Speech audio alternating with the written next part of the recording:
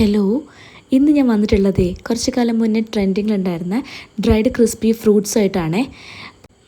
എനിക്കിത് ഇപ്പോഴാട്ടോ കിട്ടിയത്. അപ്പോൾ ഞാൻ ട്രൈ ചെയ്യാമെന്ന് വെച്ചു കേട്ടോ. ഇതിൻ്റെ സൗണ്ട് നിങ്ങൾക്ക് കേൾപ്പിച്ചു തരാട്ടോ. നല്ല രസമുണ്ട് കേൾക്കാൻ. കണ്ടോ, ഭയങ്കര ക്രിസ്പിയാണ്. ഇത് കേൾക്കുമ്പോൾ തന്നെ നമുക്ക് കഴിക്കാൻ തോന്നും കേട്ടോ.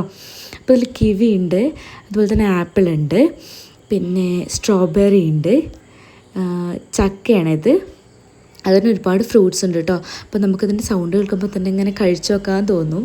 അപ്പോൾ ഞാനിതിൽ ഫസ്റ്റ് ട്രൈ ചെയ്യണത് കിവി ഫ്രൂട്ടാണ്. കിവി എൻ്റെ ഫേവറേറ്റ് ആണ് കേട്ടോ. ഭയങ്കര ക്രിസ്പിയാണ്. കടിക്കുമ്പോൾ തന്നെ നമുക്ക് ഭയങ്കര സർപ്രൈസിങ് ആവും. അതുപോലെ തന്നെ ഇഷ്ടമായിട്ട് എനിക്ക് ഭയങ്കര ഇഷ്ടമായേ. പിന്നെ എൻ്റെ മറ്റൊരു ഫേവറേറ്റ് എന്ന് പറയുന്നത് സ്ട്രോബെറി ആണ്. സ്ട്രോബെറി കടിക്കുമ്പോൾ തന്നെ കിറുകിറാന്ന് പോകുന്നുണ്ടായിരുന്നു കേട്ടോ. നമുക്കങ്ങനെ ഭയങ്കര എൻജോയ് ചെയ്തിട്ട് കഴിക്കാൻ തോന്നും കേട്ടോ. പിന്നെ ചക്കയാണ്. ചക്ക നമുക്ക് ഭയങ്കര അവൈലബിൾ ആണെങ്കിൽ കൂടെ ഇതിൻ്റെ ഇങ്ങനെ ഭയങ്കര ഡിഫറെൻ്റായിട്ട് കിട്ടുമ്പോഴേ നമുക്ക് അതിലേറെ ടേസ്റ്റ് തോന്നും കേട്ടോ. അപ്പോൾ എനിക്കതെല്ലാം ഒട്ടുമിക്കതെല്ലാം ഇഷ്ടമായിട്ടുണ്ട് കേട്ടോ.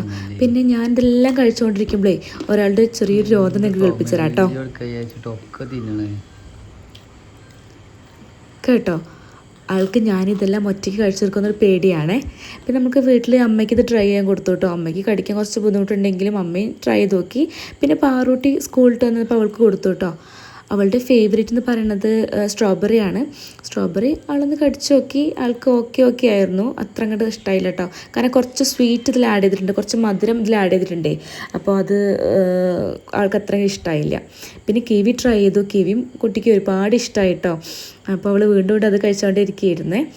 പിന്നെ ഞാനിത് സപ്പോർട്ട് ചെയ്യുന്നില്ല കേട്ടോ. കാരണം ഇത് ഹെൽത്തി ആണോ അൺഹെൽത്തി ആണോ നമുക്കറിയില്ലല്ലോ, എങ്ങനെ ഉണ്ടാക്കുന്നതെന്ന് അറിയില്ല.